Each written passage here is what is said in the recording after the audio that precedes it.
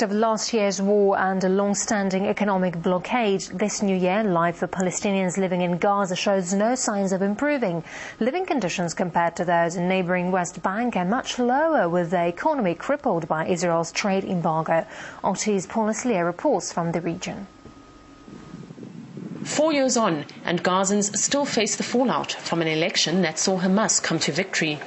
Since then, Gaza's been under siege, with an Israeli blockade that makes it almost impossible for goods to get in or out. Once, most products sold in Gaza came from Israel, while a fair number of flowers, olives and fruit travelled in the opposite direction. Today, the economy has dwindled to almost nothing. For the past decade, Pell Trade has been helping private companies interested in exporting to Gaza. But its CEO says the biggest problem they face is getting in and out. Gaza businesses cannot export anything today.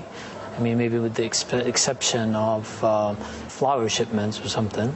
Imports are only limited to a certain number of humanitarian items and goods, I think 54 in total.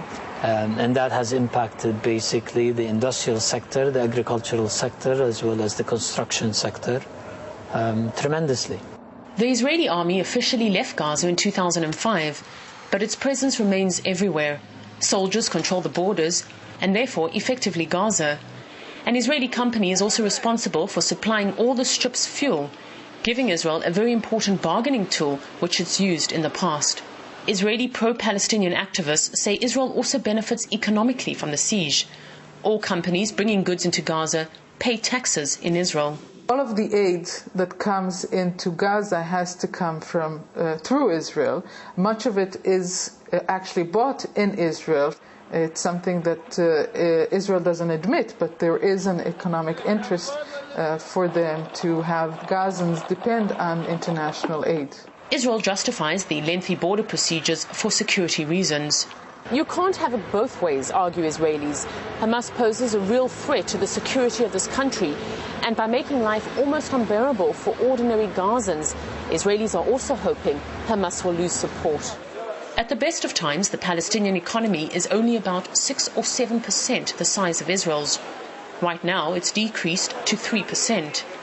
But in stark contrast to the economy in Gaza, the standard of living of Palestinians in the West Bank has been steadily climbing. Ephraim Klayman says it's a direct result of the different governments. Politicians in the West Bank deal with Israel. In Gaza, they don't. Gaza was under siege. It had a war and was also under siege ever since the Hamas government came into power, as part of an attempt to dislocate it by making life for people rather miserable and telling them that being governed by Hamas is not a very good deal. While in the West Bank, on the contrary, there is a government which is ready to cooperate. Yusuf Abu Aida's business has been deteriorating rapidly. Last year's war was almost at the end. I keep wondering what our fault was and why they did it to us. Innocent people and plant owners. We have purely commercial ties with our Israeli partners, with Israeli citizens. So it turns out that this was our only fault. This is why they destroyed this plant and other plants too. In recent months, Israel has been easing restrictions in and out of Gaza. But with no political solution in sight, many feel these sweeteners don't do anything to remove the bitter reality. Paul Aslia, RT, Israel.